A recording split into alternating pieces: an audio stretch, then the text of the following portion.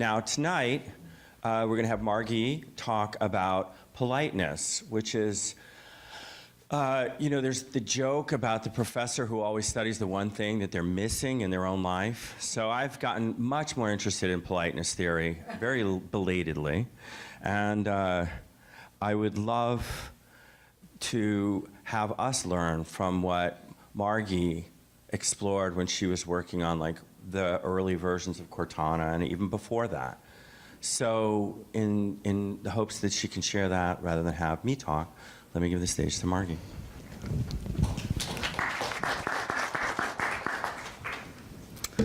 Thank you, Paul. Thank everyone here for making it out on this rainy night. I can't believe there's an audience here at all, so you guys are awesome. Thanks. Just going to dive in. Every 4 years in the small German town of Kassel, they host an international art exhibition called Documenta. It takes over all the public spaces and many of its non-public spaces.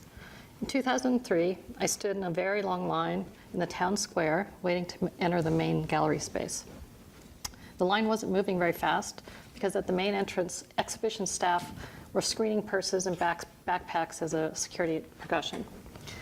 As I got closer, I realized that the reason the line was moving so slowly was that the bag checkers were chatting with everybody as they tried to examine the bags, and that they really didn't seem to be paying too much of attention to what was in the bag or really scrutinizing what people had. And then they were trying to fit bags into an oversized, or into fitting bags into a bag checker and really like helping the people fit them in the bag checker, like just pushing them in. When it was my turn, after a long wait, I was drawn into the same kind of conversation. They were very chatty. They did the same thing with my bag. And everyone before and after me, I got to hear the conversation. It was very focused on the person. It wasn't a generic conversation, and the entire wait in the line was a fantastic experience as a result. Turned out this was the first piece of art that I saw at Documenta. It was a brilliant and utterly invisible piece by an artist named Anna Pravaki.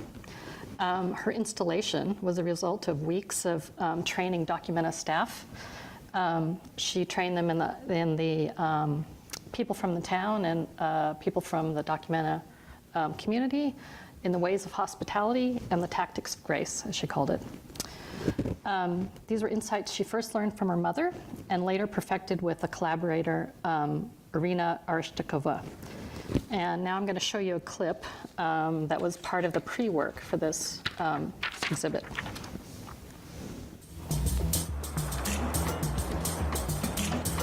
Hi. Hi. Here to see the exhibit? Oh, okay. Well, we have a permanent collection, and we also have what we call our distinctive artist series. So, Vertuhi, how can we make the situation more comfortable? Anna, usually this happens when one is overexcited. So it's not really something you can control? No. I think the main thing is not to make each other feel embarrassed. You know, not a big deal at all. Would you like a tissue? Okay. Well, enjoy the museum. I will.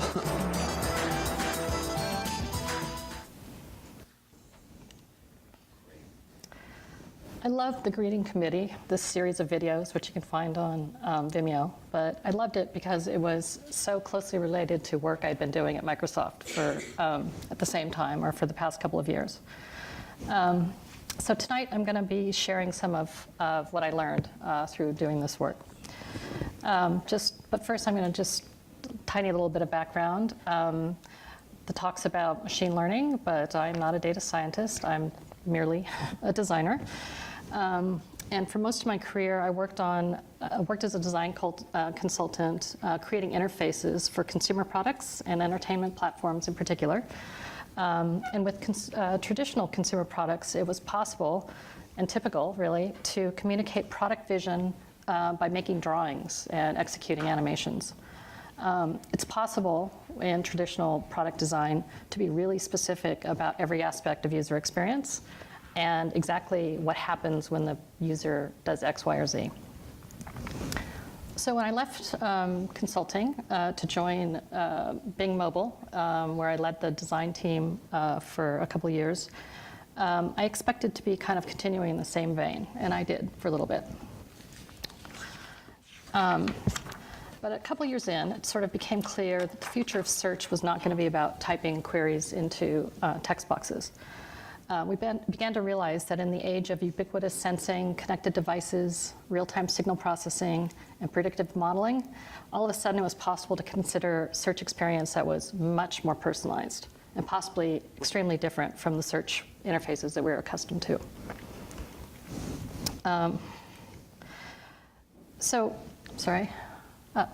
So the question from a user experience perspective became how to get our heads around this new problem, this new old problem. So we returned to first principles and to what's going through the mind of the user as they sit down to do a search. So the model we came up with was this idea that sort of this, obvious thing, really, that every time we sit down to do a search, we're in one of these states. Either we know exactly what we want, or we know something about what we want, or we think the crowd can help us find what we want, or we need help of some other kind finding what we want. And these aren't user types. These are states of mind that any of us go through, multiple times a day. The other thing we realized was the missing piece. Those were the pieces that were showing up in search interfaces at that time, but the missing piece were the last two on the end, where potentially it was possible to be delivering search results for when somebody's in a state of mind of not even knowing what they want at all, or not even knowing they want something or need something. So with this model, we started to look at, kind of just to break things down and get our heads around it, we looked at what the difference is between each of these states of mind. And on the far left, where the user knows exactly what they want, it really demands an experience that is driven by the user. And in the middle of the spectrum, where the user's getting help or there's some sort of back and forth between the user and the system, it really needs to be about a back and forth or a shared interaction between the user and the system. And then on the far right, where you have no idea what you want, or even if you want anything or need anything, it really has to be system-driven because the user's not aware and therefore can't be driving. And it turns out that as you move from one end of the spectrum to another, different things matter, or different things win.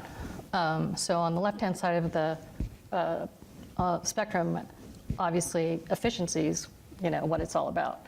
If I know exactly what I want to get in and get out as quickly as possible without any hand-holding from the system. In the middle of the spectrum, it's about if I have to go back and forth with the system frequently or a lot, it's really got to be a pleasant experience. It's got to be an engaging experience and something that is about building rapport. And on the right hand, or your right hand side of the spectrum, when you don't know anything about what you want, it really has to be that the system is smart enough and knows you well enough to deliver something that's truly inspiring. Because anything less than inspiring, it would be a terrible user experience. So starting with this framing, we started thinking about, okay, well, whoops. There we go. So we began to, sorry, let me catch up with myself here. So just because we were on the design side, we were assuming, and we're in a technology group and had Bing as a search engine, sort of the engine behind anything we might do. We had to, in order to get our head around it, we kind of had to assume that we would have the capability eventually or soon to make accurate inferences, that we would have sufficient and compelling content to deliver as a result of these inferences that we were making, and that we would have the mechanisms, signals, and contextual awareness, basically, to be able to deliver content in a timely and relevant manner. So we set out to since this is kind of new ground, and we couldn't draw it. We couldn't sit at our desks and try to figure out what this new search experience might be like. Our process was to kludge together these crazy bunch of third-party tools and third-party products into kind of a Frankenstein system. We built several of these where we use basically wherever we didn't have algorithms, we put humans. So basically, if we needed an algorithm that predicted when to send a piece of content, we put a human in the loop. When we needed an algorithm to determine which kind of content was better for one of our users, we put a human in the loop. And we use this method as a way of quick and dirty prototyping of very complex systems. And we made a series of these, I think 10 different experiments altogether. And each experiment was focused on learning or answering a different set of questions. So I'm just going to kind of give you a high-level overview of the big takeaways from what was probably a year and a half of work. Okay, so for probably many of you in the audience, this is going to be a knowledge you already have, but I'm just going to say it as premise. So in any intelligence system where the objective is to predict what the user will want, the predictive algorithms need some amount of information about the user in order to start to work effectively. And data scientists call this the cold start problem. On day one, when they start out, there just isn't enough information about the user to do any kind of personalized experience at all. Even if the algorithm is awesome and they're sure that once they have that information, it'll be, doing all the right things. On day one, there's just the problem of how do you get that seed information. There are a couple of solutions to the cold start problem, and you might recognize them in some of the products that you've used or even abandoned, potentially. One solution is to start with no information and to use input the user provides, clicks and ratings, as well as background tracking to slowly gather the information needed to make personal and valuable predictions.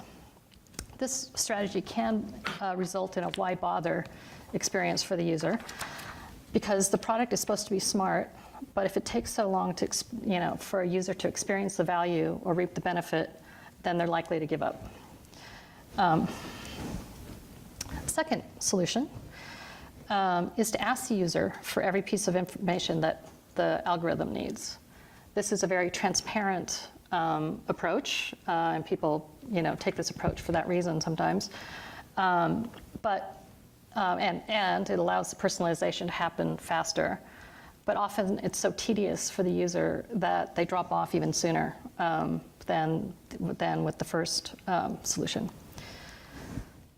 Now, third solution is to use digital exhaust from other sites or related products so that on day one, the system already knows a lot about the user. Of course, this experience tends to be really scary for the user. So from the kinds of design experiments that I mentioned before, we thought there has to be a fourth solution. We have to figure out how you get the information that you need to be intelligent without freaking the user out or making it too much work for them. We came up with this other solution, which we ended up calling the warm ramp, which has kind of it's a phased approach and has kind of 3 distinct phases, which I'll describe. On day one, as part of the out-of-the-box experience or the setup experience, the user reveals a small amount of information, the key pieces of data that the algorithm needs in order to kind of get its momentum going. In the first phase, the personalization is always noticeable, but ideally triggered by context only. This first phase is about establishing credibility and showing that the information provided results in better content. So that once credibility is established and the user is seeing clear relationship between the information they provide and the value they receive, they become more willing to offer more information to the system. And the more information that's offered, the better the predictive algorithms begin to work. And eventually, there's a point at which the system has learned most of what it needs to know about the user, and the personalization capability starts to level out. At this point, and from then on, it really becomes driven more opportunistically. Oops. The amount more of information the system can learn about the user, or the amount of content the system can deliver.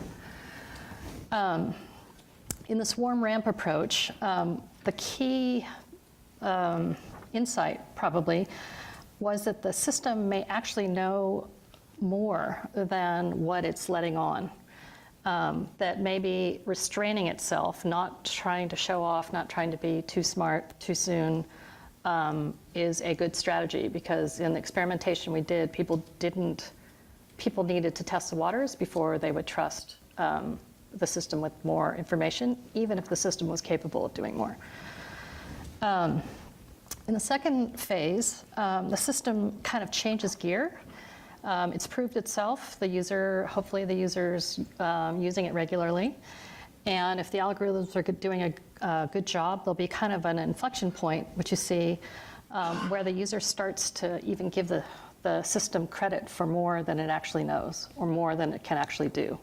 And that would be the goal of this second phase, is to make the user feel empowered and really overconfident, maybe even in the system. And then over time, the user and the system actually gain a more, they come to tighter parity but the user understands what the system can deliver, and the system understands what it needs to know pretty much all about the user. If this sounds familiar, there's a reason. The warm ramp was modeled after the way that two people who don't know each other come to develop a relationship over time. At the beginning, they don't trust each other or even necessarily put a great deal of stock in the relationship. Trust and value really grow together in distinct phases over time. And there's a lot of literature to suggest that the extent to which the system attempts to communicate proactively with the user means that this is even more true.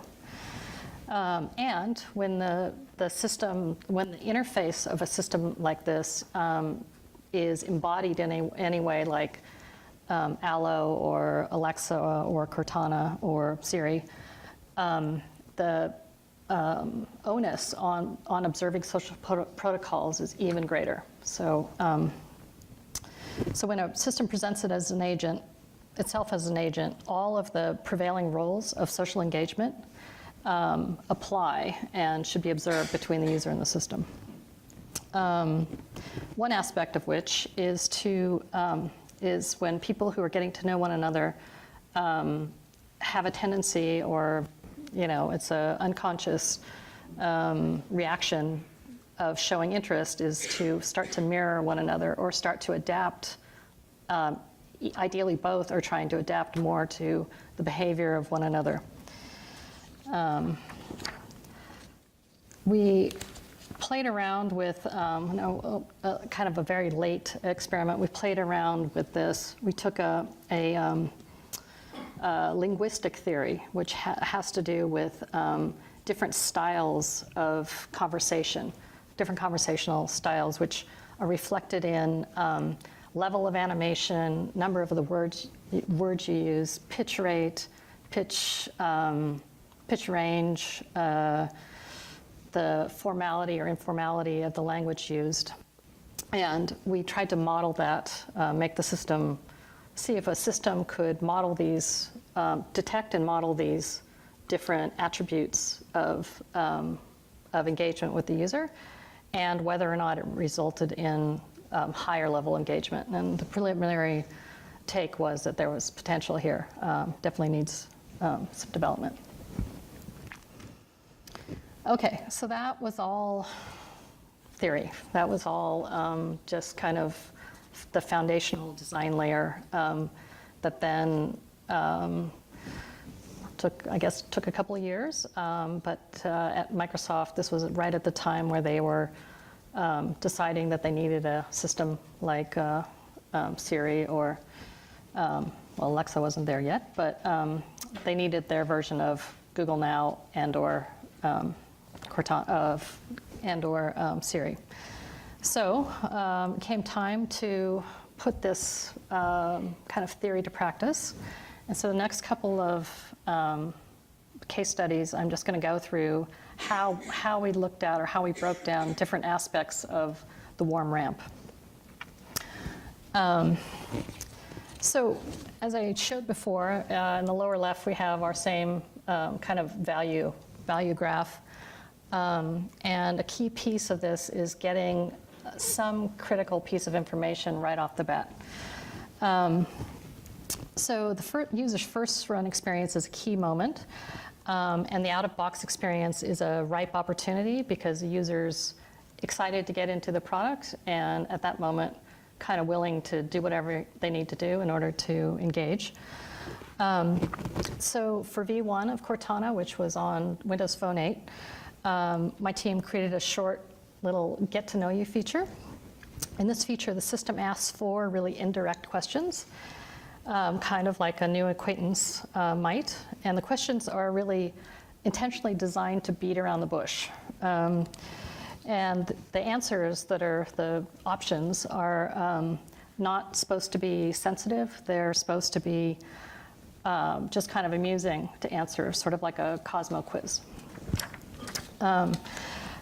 Then the system uses predictive algorithms to make inferences about the user based on the combination of answers that they provided.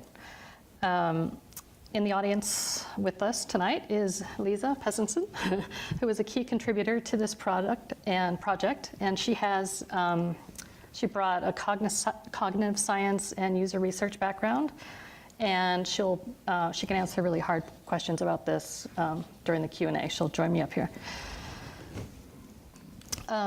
So once we had established this as a key piece of the out-of-box experience for the US and Canadian market, the problem of localization, of course, reared its head. And this kind of thing is super challenging for a feature that relies on not offending people or finding the right, striking the right note, tone in the questions. We wanted to make sure that we had it right. So we immediately went out and did research in 5 other markets. And we use this research opportunity to really validate in other markets or expand in some ways our theory of the warm ramp. Did everybody that we talked to kind of have the same kind of model for how relationships evolve, and where were their differences? And we know there's a lot of research that say that personal data that people share or data that's personal and sensitive in one country can be very different from the data that's sensitive in another country. And so as we move from market to market, it was really important to understand what toes we might be stepping on. And so we did a lot of work to help nail down these questions for the additional international markets.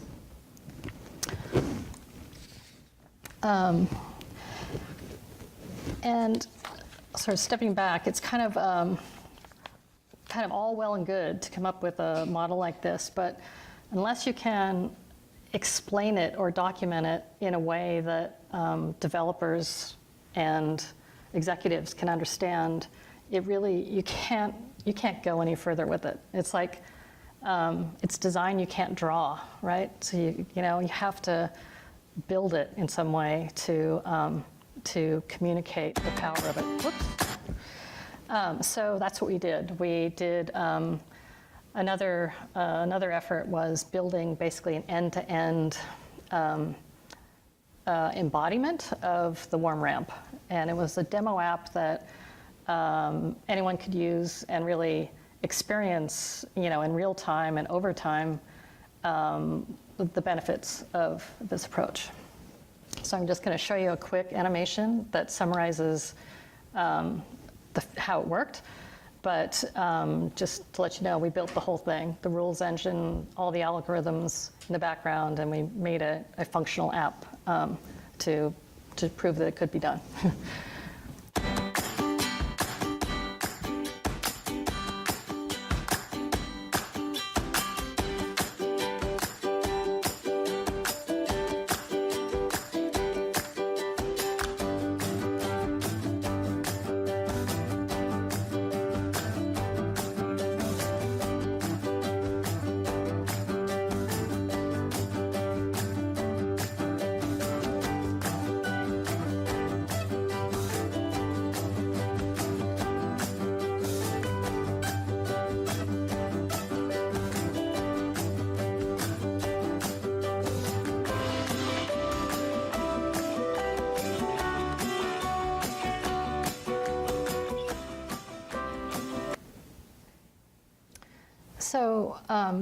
So that was quick, so I'm just going to recap. So the main things we were trying to show here are that right from the get-go, we had some key pieces of information, and we were very transparent about asking for it directly.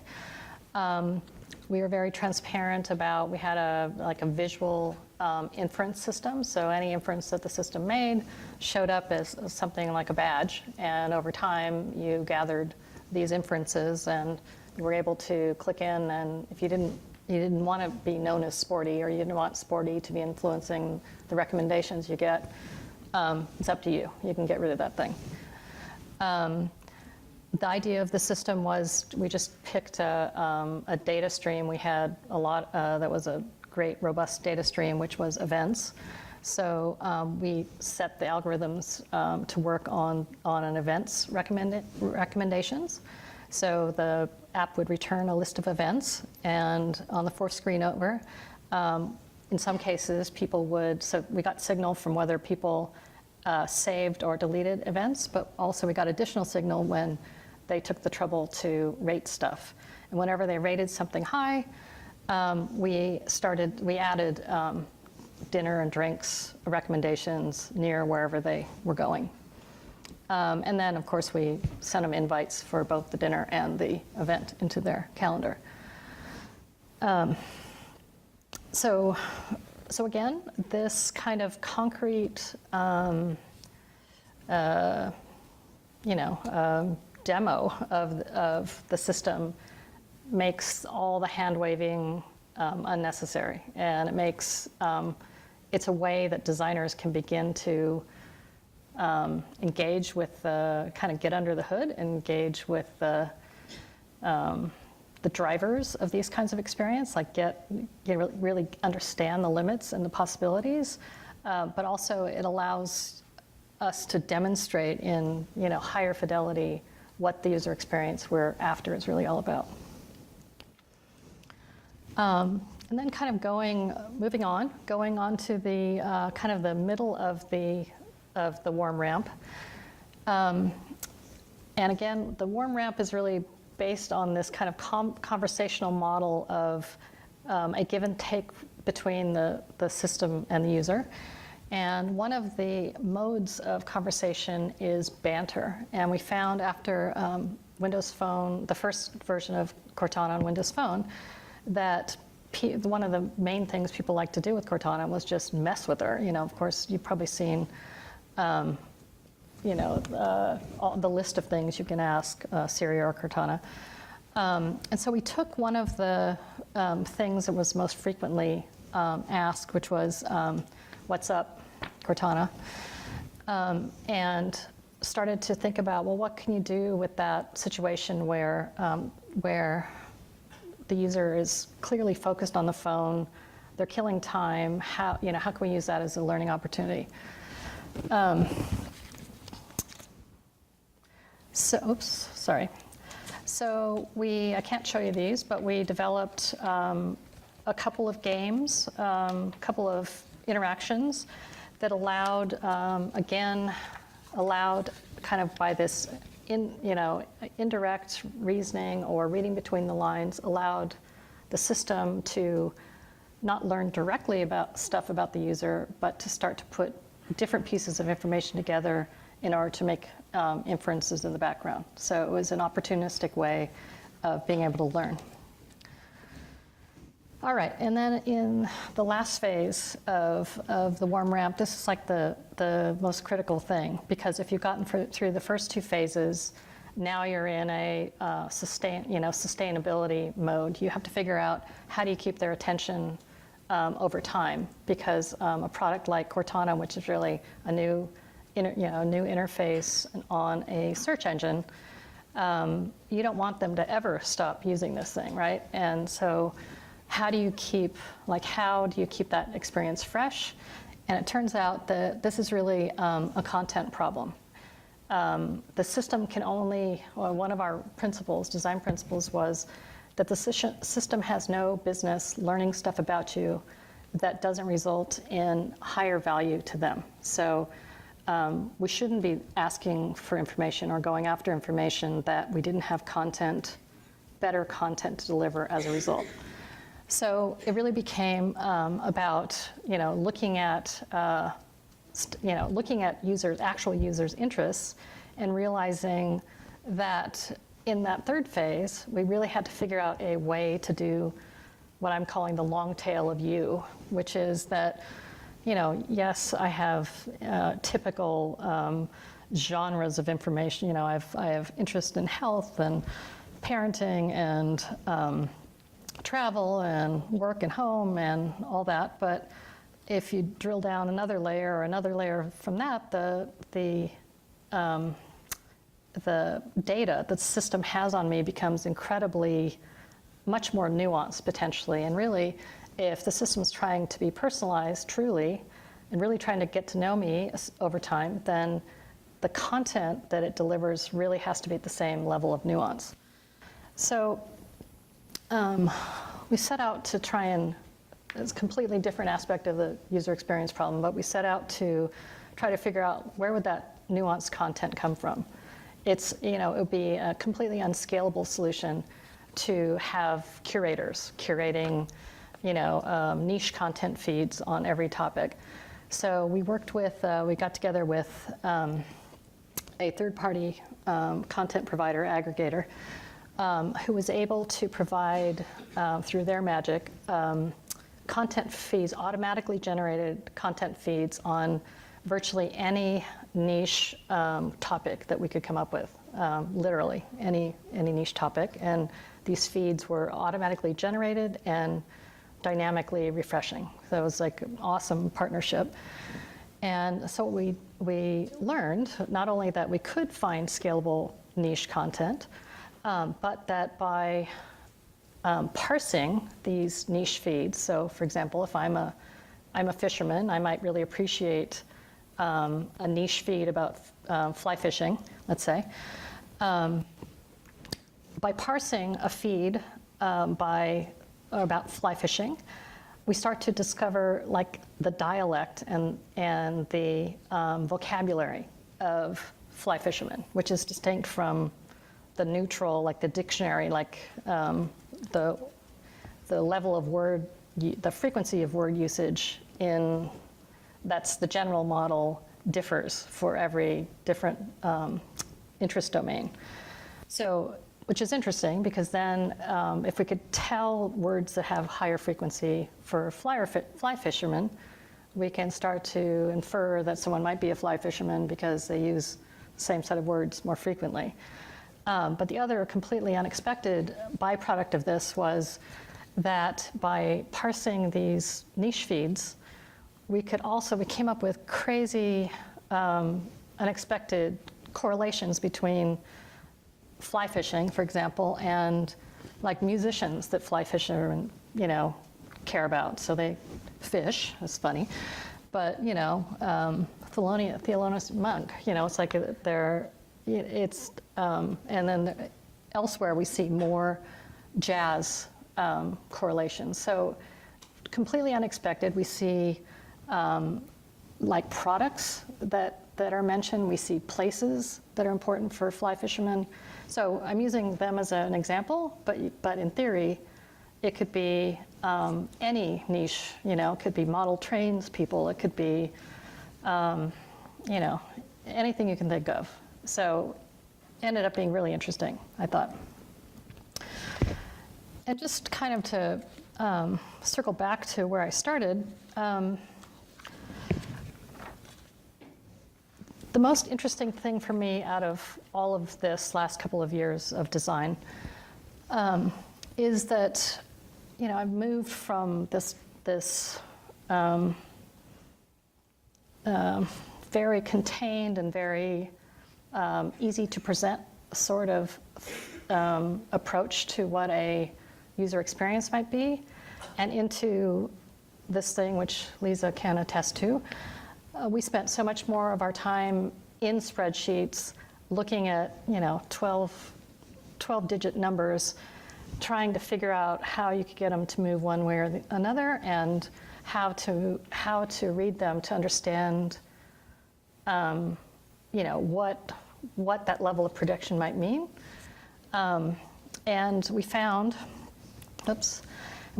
that our data scientist friends really appreciated this. They, in many cases, didn't really understand what might be valuable or what wasn't so valuable, or they might be looking for a really high rate of prediction for a certain kind of inference, and by bringing the user perspective, we could offer advice, and say stuff like, oh, well, that's okay that's low because it'll be a good thing even if we get it wrong. Or, yeah, we don't, that one's got to be really high because if we get it wrong, that would be a horrible outcome. That would be a terrible user reaction. So that's the kind of stuff that data scientists are never going to be able to do effectively. And I feel like it's a huge opportunity for designers to be able to engage at this level, and to be able to. Right now, I just feel like it's a very super exciting time for design, because we have the opportunity to establish we're right at the cutting edge, really, of how these intelligent systems and users are going to engage. And I think designers have a super critical role to play in that, in how this intelligence, AI, is either adopted or rejected in the next few years. So with that, let's start some Q&A, and I'm going to have Lisa come up and join me here.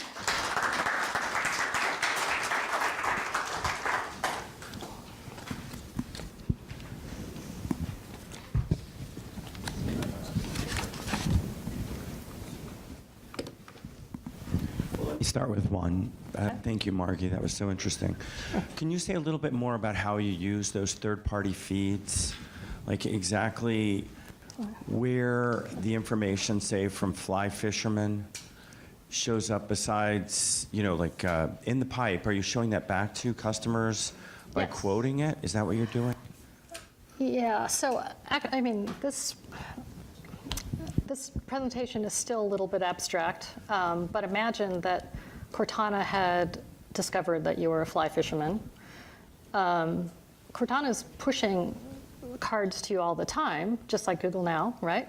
So there's no reason that feed of what's happening in fly fishing today couldn't appear when you get there in the morning. The other way we saw it working was we piloted this actually in the Bing desktop experience, where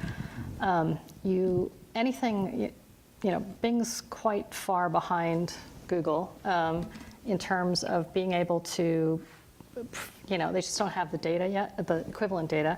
So it's actually really hard to come up with, the more niche a search query is, it's harder to come up with really compelling results. So this kind of news feed thing was a really great way to, if we had that in the background and we could detect that what you're after is you're searching on IoT or searching on something that maybe Bing didn't know a lot about. This third-party feed could generate a feed on IoT and put it in the sidebar, or put it at the top of the search results. So it was a different way to augment the search results. Hi, thank you. One question I have is maybe a cog-sci kind of question. When you're doing these warm ramp-ups and you're having sort of some soft questioning, like in the screenshot you had, like what are your pick two activities at night or something? Yeah. Like when you're writing these, that's somewhat of a conversational UI, even if there's no AI behind it. Yeah. Like, did you notice or do you consider like how aspiration, it's typical sort of survey writing Yes. or people describing themselves, and like how much of this is aspiration versus reality, and how that influences, like, is that part of the algorithm, is to recognize, oh, well, most people are going to say that they do this, but really they don't, and can the system adapt to that? We definitely talked about this, but I think we ended up feeling like it didn't matter because it wasn't the answers that we were after. It was the patterns of the answers. So over 4 questions, and you've picked 8 things. Those 8 things are a constellation that if you have enough people, those constellations have meaning, whether or not independent of the content. You right? sort of triangulate someone. You don't Exactly. need them. Okay, and then I guess a bigger scope question is,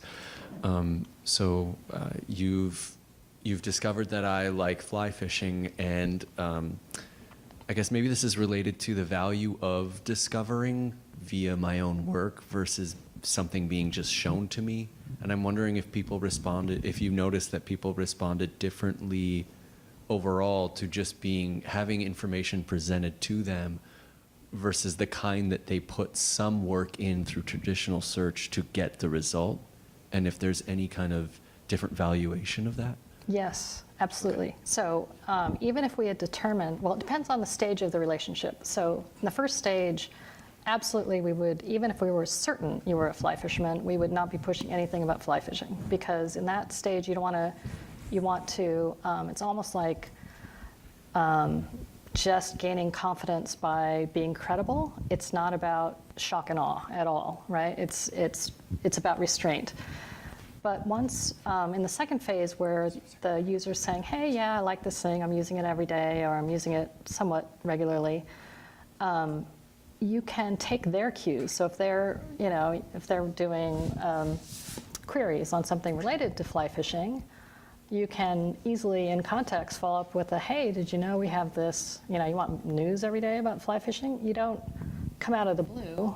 You wait for the opportunity and surface it in context, and then it's actually kind of invisible and completely palatable to the user in that way. Oops. Hi. You framed this as searching about information about something. Uh-huh. Suppose that there was controversy about the nature of fly fishing, and how would the warm ramp deal with where there's not a clear answer, but there's an answer based on the person's interests, suppositions, prior history, and there's pros and cons that need to be negotiated? What would happen in those circumstances when it's just not a clear-cut answer? Well, I'm trying to think of an example of what you're saying. Maybe politics is an example? The or? politics is a great example. I was Okay. Okay. But we can keep it to fly fishing and suppose that they Yeah. like to have tide flies or manufactured fly. I don't know, but Okay, well, I'll go. The fly fishing answer is we're agnostic. So the way that these feeds are generated, I should go into this. It's fascinating, their technology, these guys. But the way these feeds are generated is that they have scraped the Twitter sphere for years and have figured out the influencers, or can figure out the influencers on any topic whatsoever based on hashtags. So they can say, if I want to feed on fly fishing, they can say, okay, well, here are the biggest influencers in fly fishing based on the fact that all these other people are always retweeting them. They're retweeting each other. They're always have the highest volume of likes. All these signals, they basically create a mojo for these fly fishing influencers, stack rank them, and then whatever they're doing today is displayed according to the stack ranking. So we wouldn't take a side on anything. We would just present it whatever it was. I wasn't thinking about your side of the information. It was a person's in a dialogue with the system Yep. and doesn't know how they feel about something. They can get led in one direction or the other. You're agnostic to the direction, but what direction do they end up in? Okay, well, let's see. So all of the stuff we presented presumes that there's a feedback loop. So if you're seeing stuff that you really hate, then you can send all the signal you want to get to eliminate that kind of stuff. And of course, it's on the onus is on the system to understand what it is about that thing that you're really hating. But over time, you would start to see patterns of things. Like one example was, in the event recommender, I might really, I might be, I love the women's basketball, at Stanford game, and I hate, the men's basketball. Like it's like I'm interested in women's basketball, but I'm not interested in basketball all up, right? So it can start to distinguish based on all the other metadata associated with the thing that I'm accepting or rejecting. Could you say, I was going to ask one question about like the unscalable part, so the part that is handwritten rather than algorithmic. Did you both have experiences writing stuff just to get the conversation rolling? Can you talk about that? Yes, we did. You want to? No, go ahead. I mean, wasn't that more of the original You have to get research? closer to the mic, Here, I'll give please. you a mic. You got to tell us. 3 examples. of She things knows that go already. by Tell hand. us. I did more of the work with the researchers who were creating the machine learning algorithms that were doing that triangulation, that were learning from the large numbers of people that were answering this, just the few questions. But we did that Wizard of Oz prototyping where we were using humans instead of the machine. A lot of that was done prior to this project with Margeigh's group, and that was a lot of. They were doing some text messaging. We had a whole team of recommendations writers through text. Yeah. And so that was supposed to be an AI, but it was really people. And then with the machine learning on the algorithms, we did a Wizard of Oz prototype where we tried to understand how people would react to an AI that was very conversational, that would try to start some banter with you and understand their impressions and really see how close we could get to the uncanny valley before people started feeling uncomfortable with the AI. So really quick, one thing we did was we told people they were speaking with an AI, and it was actually me with a slightly robotic voice. The most difficult part of which was to not laugh while I spoke with them.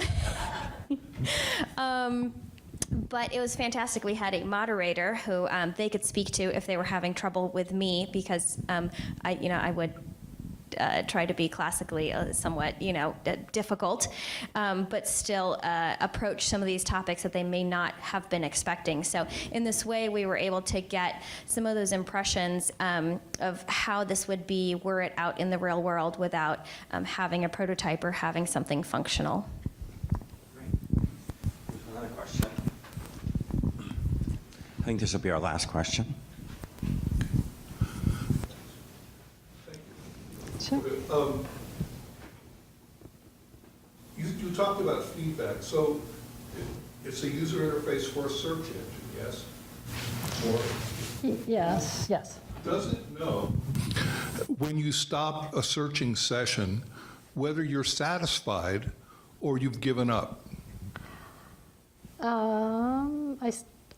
I don't know that it knows any more than a regular search engine would know. Now, wouldn't that be important? Yes, but then you would have the opportunity to say, I mean, unlike a traditional search engine, you could say, hey, you know, I'm stumped. I don't have any idea. Because for a speech, I was trying to find out how much oxygen a tree releases in a year. You would think with all the global warming and, you know, environmental concern that that would be a readily discoverable statistic or fact. Yeah. But I couldn't find it. I used Google Scholar. I used I mean, there was all sorts of arcane and sort of bizarre things, but you know, I couldn't find it per hectare, per year, per day, per one tree, per different, you know, deciduous, any of that kind of thing. I was like lost. So how could this system have helped me with that? Like, I would have liked to have said, look, overnight, you've watched my search patterns, you know my favorite search engines, you go find it out and give me the top 5 relevant results. Would what you're talking about have any avenue into that? Yeah, I mean, so ideally, yes, I think we would all want what you're asking for, but I think the additional thing we could do short of that would be, wow, you just keep searching on the same thing, and you keep going, you keep drilling into these sites, and in the sites you're doing searches on the same thing. You could certainly recognize, if that activity was going through something like Cortana, it seems like we could recognize the fact that you keep looking and keep looking, keep looking, and have some sort of set of patterns that could trigger responses or trigger help of some kind. Well, thank you. Let's give some feedback about the conversation to Lisa and Margeigh.